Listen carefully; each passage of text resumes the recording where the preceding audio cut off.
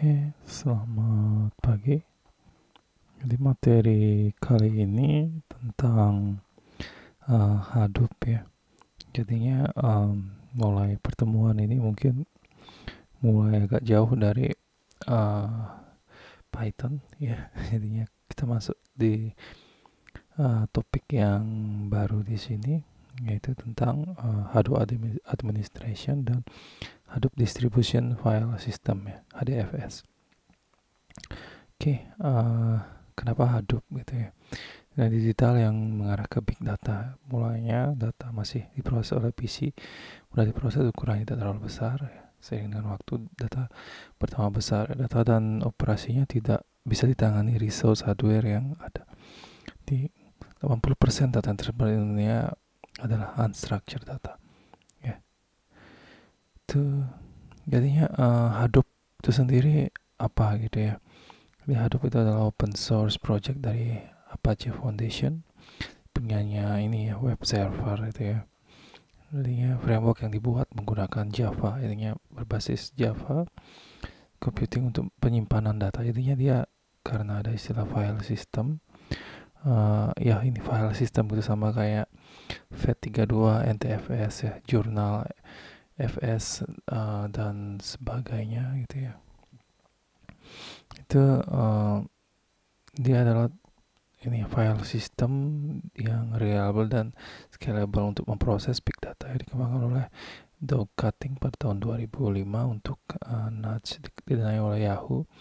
2006 dihibahkan ke Apache. Jadinya yang mendanai adalah Yahoo, tapi habis itu dihibahkan gitu ya, mungkin karena setelah hal. Jadinya di sini Yahoo masih pendana terbesar pada proyek Hadoop.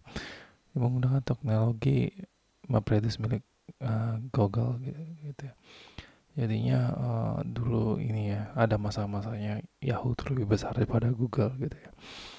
Di solusi pemrosesan dan analisis data yang berukuran sangat besar yang memang diperuntukkan bagi data yang besar di sini ya. Jadinya sama, ini anggap versi lebih canggih daripada ini ya, apa namanya, file system yang memungkinkan iterasi data yang lebih cepat dan lebih tidak menghabiskan banyak memori dan memungkinkan file itu dibuka di PC yang mungkin komputer yang speknya tidak harus super gitu ya, tidak harus super, dioptimalkan untuk menangani jumlah data ya. Jadinya masif ya, structure, unstructured dan semi structure-nya. Intinya di sini tidak ada spesifikasi jenis data. Ini data hampir bisa dibilang data apa saja gitu ya, termasuk data video, audio juga bisa ya. Tapi ini bukan bahasa pemrograman ya. Ada itu adalah file system, nanti di script kita jelasin. Jadinya dia itu ya, pemrogramannya bebas, hampir bisa dibilang bebas ya. Nanti kita bisa menjalankan script Java maupun script Python atau bahasa programan yang lainnya ya. Intinya menggunakan resource yang moderat ya, performa cepat dengan menggunakan parallel processing.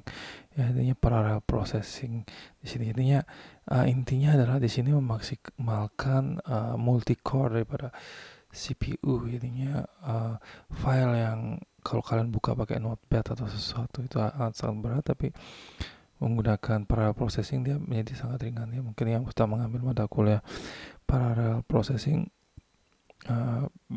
termasuk di minggu pertemuan semester lalu,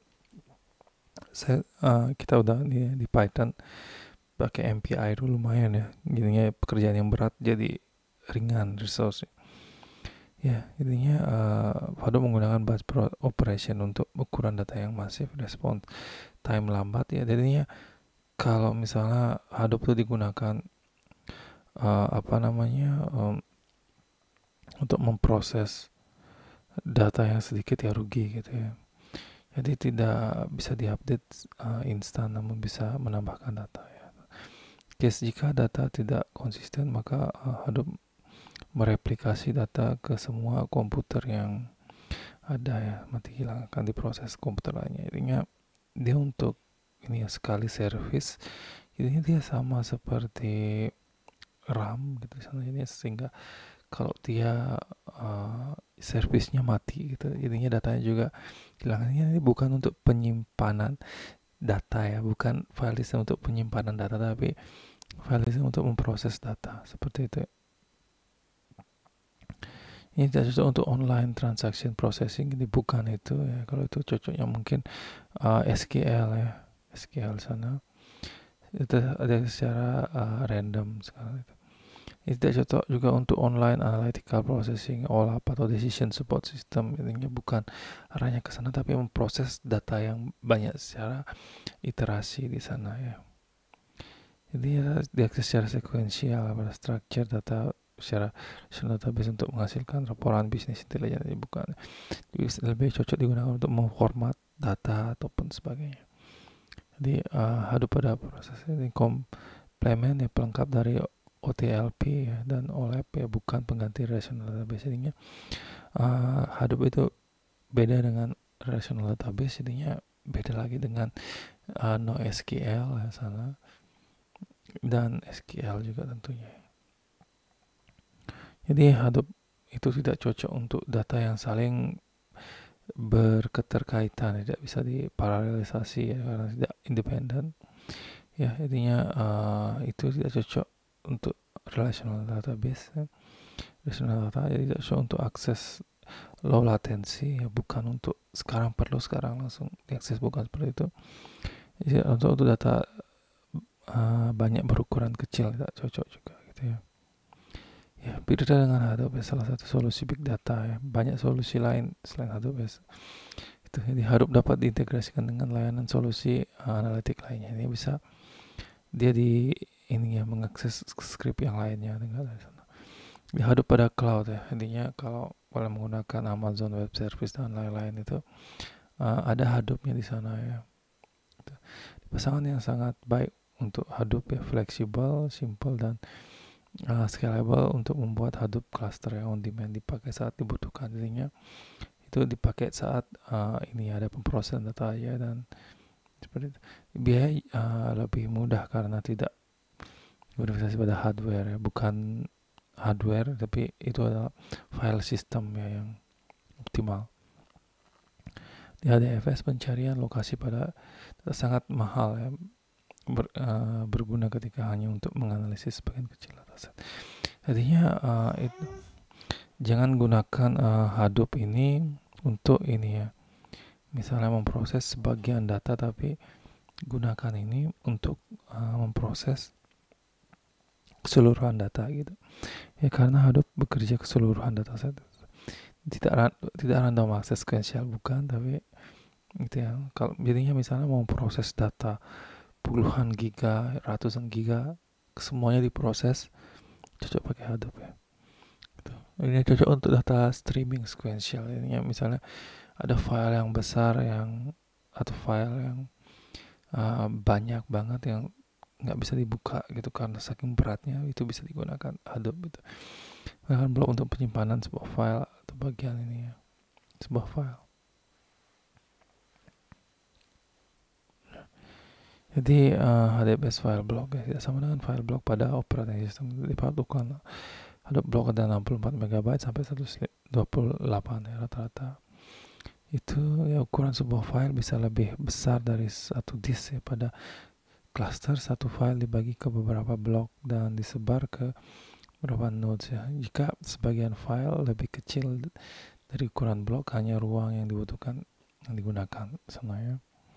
Intinya contoh misalnya 400 MB itu memerlukan 4 blok di sana ya.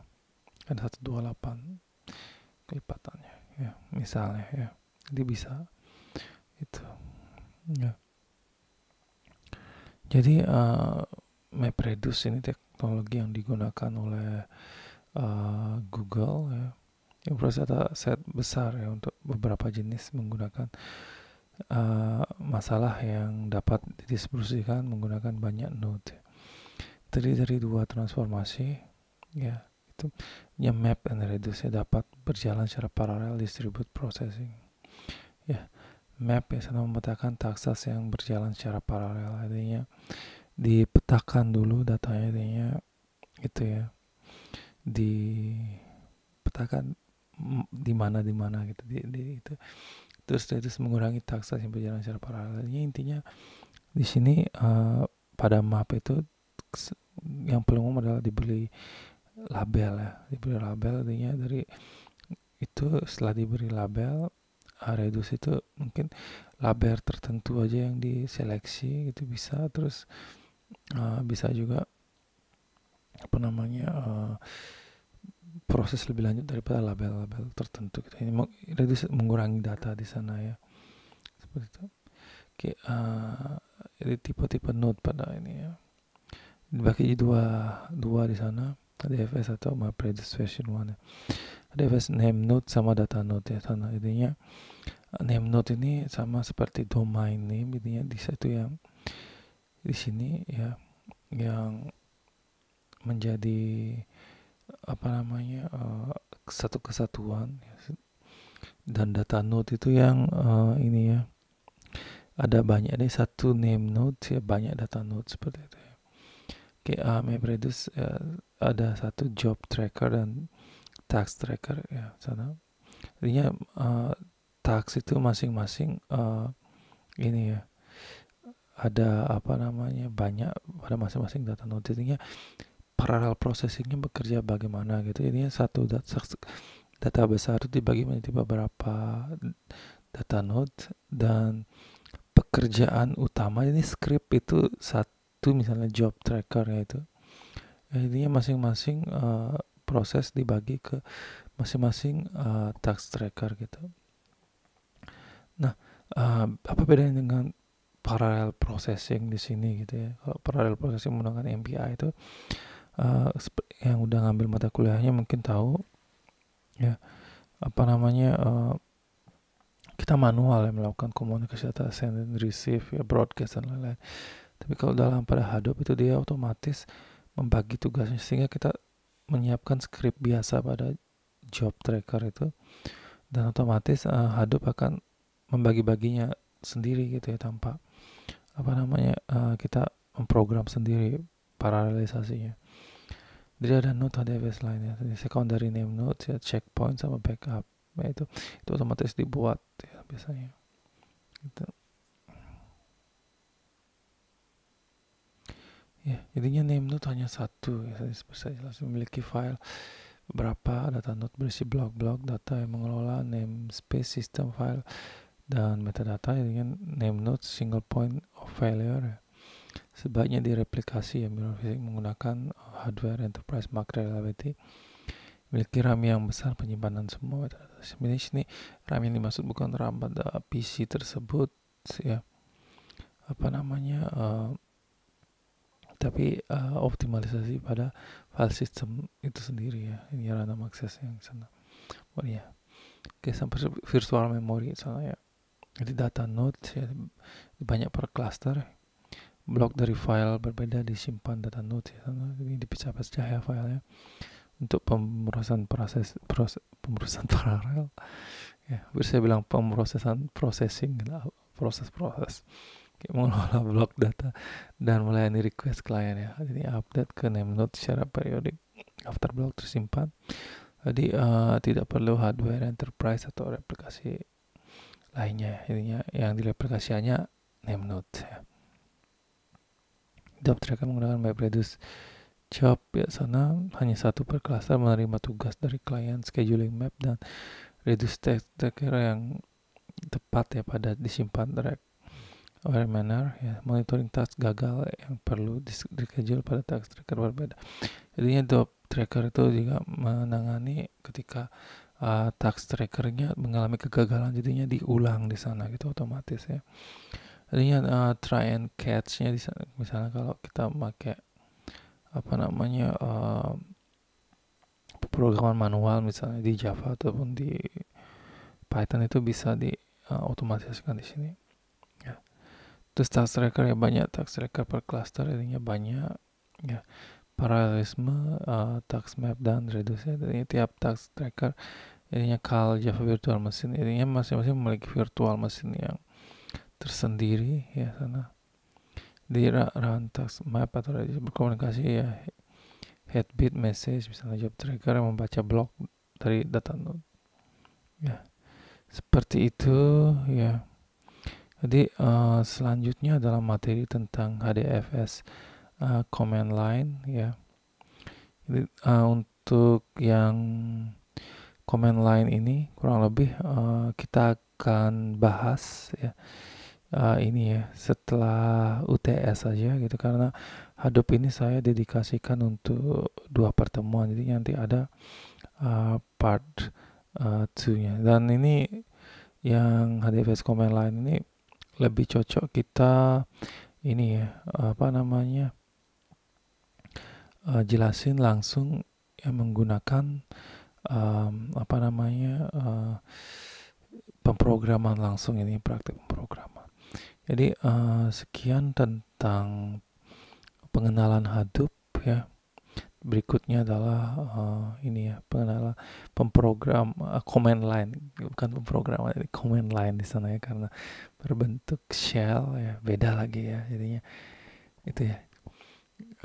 Shell script ini kurang lebih sini ya, bukan pemrograman juga sih, tapi bukan, itu command line ya, itu command prompt kalau di Windows barangkali. Oke. Itu dia dasarnya, sehingga sekian, terima kasih ya.